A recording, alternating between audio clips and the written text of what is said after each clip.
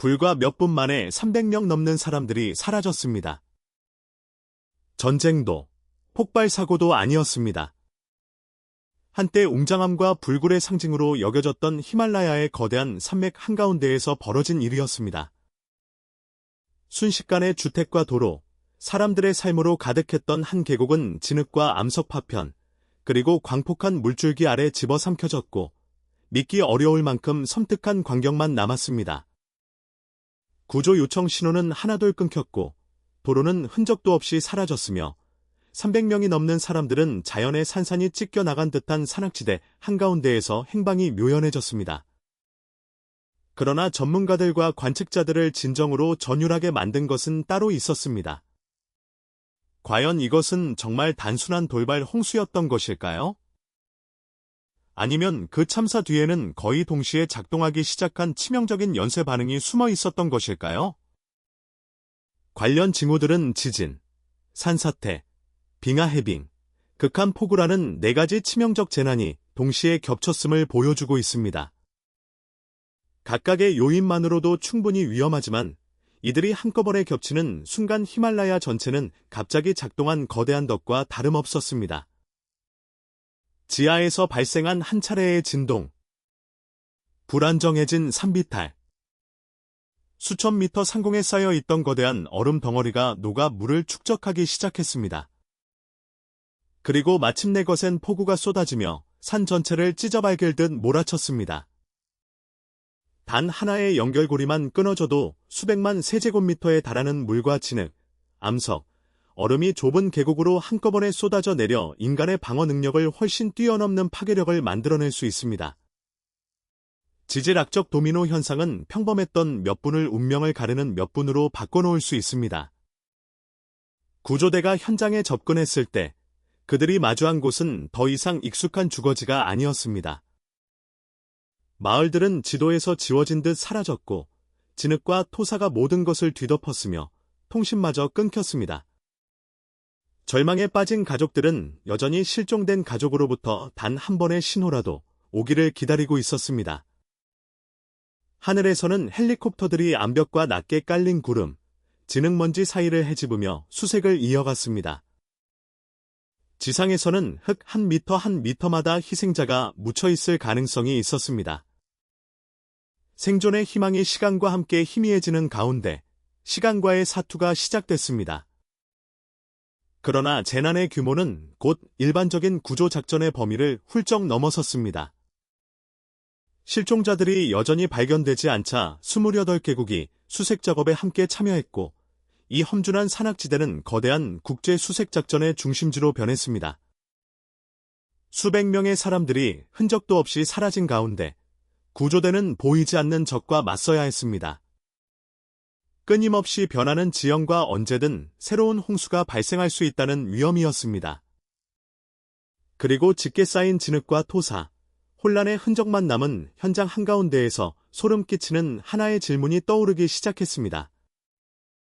누가, 아니 정확히 무엇이 네팔 대참사의 도화선에 불을 붙인 것일까요? 지진이 모든 것의 시작이었을까요? 산사태가 자연적으로 형성된 장벽을 무너뜨린 것일까요? 아니면 점점 커지고 있는 빙하우가 수백만 명의 머리 위에 놓인 진짜 물폭탄이었던 것일까요? 어쩌면 범인에게는 단 하나의 이름만 존재하지 않을지도 모릅니다. 가장 두려운 것은 바로 4가지 재난이 동시에 맞물리는 그 순간일지도 모릅니다. 그리고 이번에 히말라야가 경고 신호를 보낸 것이라면 다음 질문은 더욱 섬뜩합니다. 과연 이번 참사는 단 한 번의 재난에 불과한 것일까요? 아니면 앞으로 연쇄적인 자연재해가 점점 더 빈번하게 발생하는 시대의 첫 신호일까요? 거대한 진흙 홍수가 물러간 뒤 네팔과 티베트 국경 지역은 마치 전혀 다른 세계로 변해버렸습니다. 주민 거주지를 연결하던 도로는 산산이 끊겨버렸고 주택들은 끈적한 진흙과 토사 아래 파묻혔으며 수많은 마을은 자연의 한 차례 광폭한 분노만으로 지도에서 지워진 듯 사라졌습니다. 그러나 폐허로 변한 현장에서 사람들의 등골을 서늘하게 만든 것은 남아있는 것들이 아니라 오히려 사라져버린 것들이었습니다.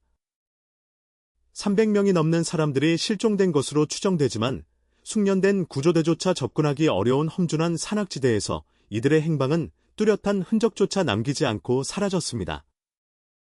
시간이 1시간씩 흐를수록 생존자를 찾을 희망 역시 계곡을 뒤덮은 차가운 진흙 속으로 함께 가라앉고 있었습니다. 네팔은 즉시 군과 경찰, 의료진, 구조 헬리콥터를 총동원했지만 그들 앞에 펼쳐진 것은 결코 평범한 재난 현장이 아니었습니다. 그곳은 질척하게 뒤섞인 토석과 불안정한 산비탈, 그리고 언제든 갑자기 다시 나타날 수 있는 물줄기가 뒤엉킨 죽음의 미로였습니다. 하늘에서는 헬리콥터들이 낮게 깔린 구름과 진흙 먼지를 뚫고 비행하며 접근할 수 있을 만큼 안전한 지점을 하나씩 찾아야 했습니다. 지상에서는 발걸음 하나하나가 또 다른 산사태를 촉발할 수 있는 위험을 안고 있었습니다.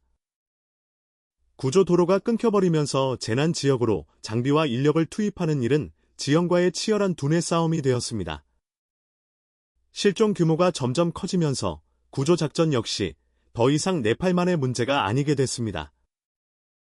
28개국이 수색 작업에 동참하면서 원래부터 험준했던 이 산악지대는 긴급 국제 수색 작전의 중심지로 변했습니다.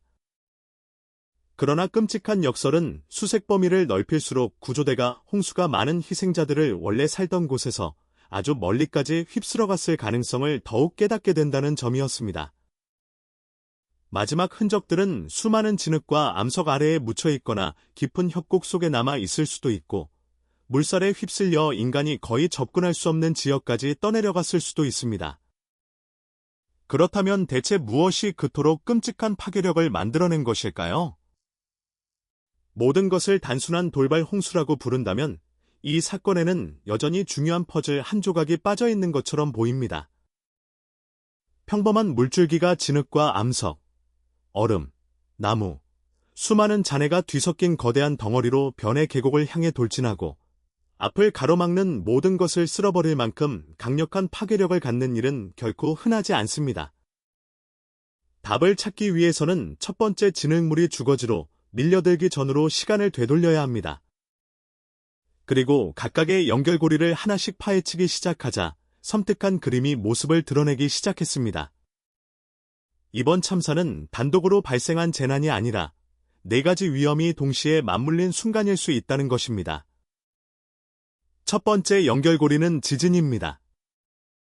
이 지역에서는 규모 약 4.4의 지진이 기록됐습니다. 이 수치만 놓고 보면 많은 사람들은 거대한 재난을 일으킬 만큼 강한 지진은 아니라고 생각할 수 있습니다. 그러나 히말라야는 평범한 지질 환경이 아닙니다.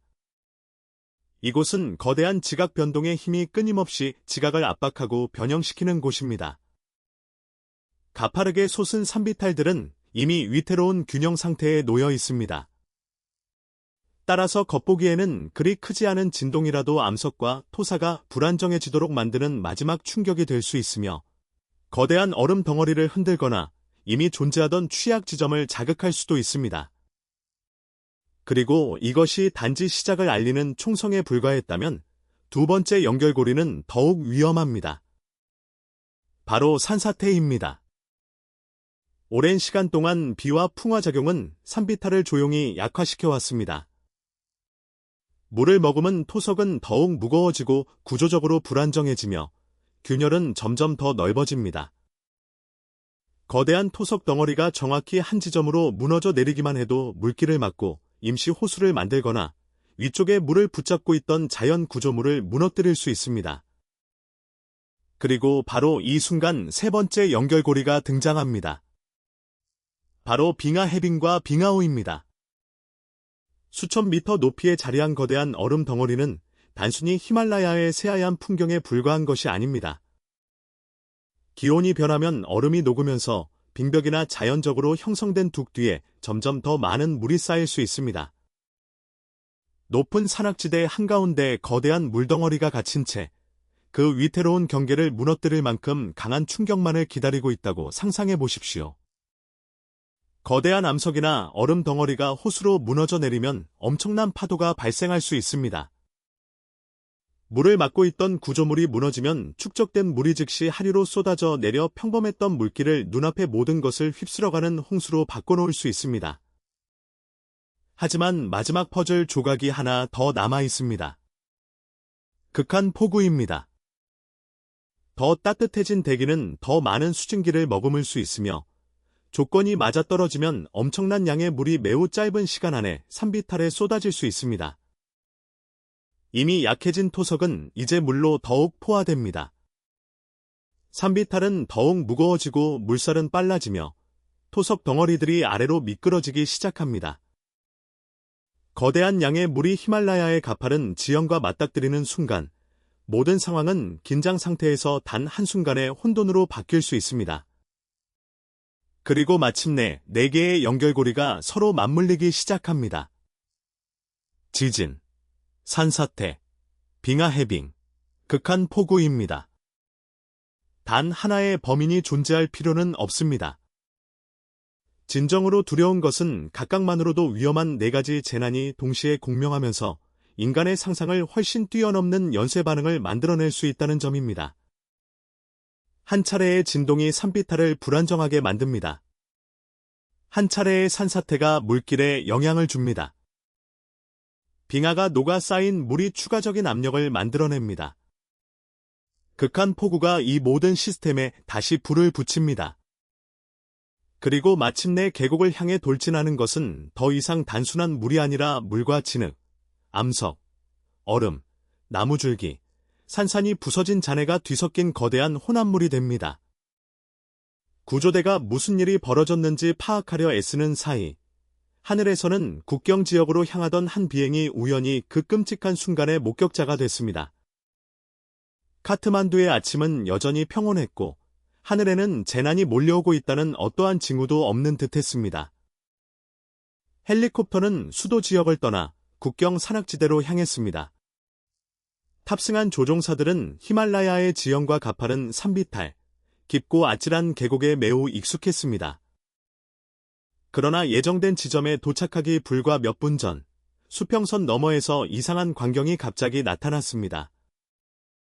거대한 먼지구름이 계곡 쪽에서 솟구쳐 올랐습니다. 처음에 승무원들은 이를 산악지대에서 흔히 발생하는 산사태라고 생각했을 수도 있습니다. 하지만 가까이 다가갈수록 눈앞의 광경은 점점 더 이상해졌습니다. 아래에는 강바닥을 따라 흐르는 맑은 물줄기가 아니었습니다. 검고 짙은 거대한 물질 덩어리가 거세게 아래로 돌진하며 진흙과 토사, 암석 파편, 나무줄기와 건물 잔해를 함께 휩쓸고 있었습니다. 거센 물줄기는 산벽에 부딪힌 뒤 되튕겨나와 이동 경로에 있는 모든 것을 계속해서 짓뭉개고 있었습니다. 한때 지붕들과 작은 도로가 공동체를 이어주던 계곡, 주변의 마을들은 순식간에 급끈적하고 거대한 혼합물 속으로 삼켜졌습니다. 이 순간 히말라야의 지형은 거대한 깔때기로 변했습니다. 양쪽의 가파른 절벽은 홍수가 퍼져나갈 충분한 공간을 허용하지 않았습니다. 에너지는 앞쪽으로 강하게 압축됐고 아래로 내려갈수록 더욱 거세게 휘몰아쳤습니다. 물은 진흙과 암석과 뒤섞여 거대한 무거운 물질 덩어리가 되었고 흐르면서 짓뭉개고 휩쓸면서 파괴했습니다. 그렇기 때문에 높은 곳에서 내려다본 광경은 모든 일이 이렇게 빠르게 벌어졌다는 사실을 믿기 어렵게 만들었습니다. 불과 몇 분 만에 생명이 살아 숨 쉬던 지역이 혼돈의 땅으로 변할 수 있었습니다. 그러나 재난은 지상에서 끝나지 않았습니다. 헬리콥터가 접근을 시도하자 짙은 진흙먼지와 수증기가 시야를 가리기 시작했습니다. 착륙은 사실상 불가능에 가까워졌습니다. 산벽 사이에 빈 공간 하나하나가 모두 함정이 될 수 있었습니다. 설상가상으로 무선 통신까지 끊기면서 승무원들은 상황을 즉시 관제센터에 모두 전달할 수 없었습니다. 그들은 신호를 복구하기 위해 위험 지역 밖으로 비행해야 했고 그 순간 아래에서는 수백 명의 사람들이 자연에 의해 지옥으로 변해버린 계곡 한가운데에 여전히 갇혀 있었습니다. 그리고 마침내 마지막 신호가 카트만두로 전달됐을 때 진정한 사투가 시작됐습니다. 그때부터 질문은 더 이상 별표 무슨 일이 벌어진 것인가? 별표가 아니었습니다. 대신 훨씬 더 절박한 질문이 남았습니다. 아직 얼마나 많은 사람들이 살아있으며 히말라야가 계속 무너지기 전에 구조대가 그들을 찾아낼 수 있을까요?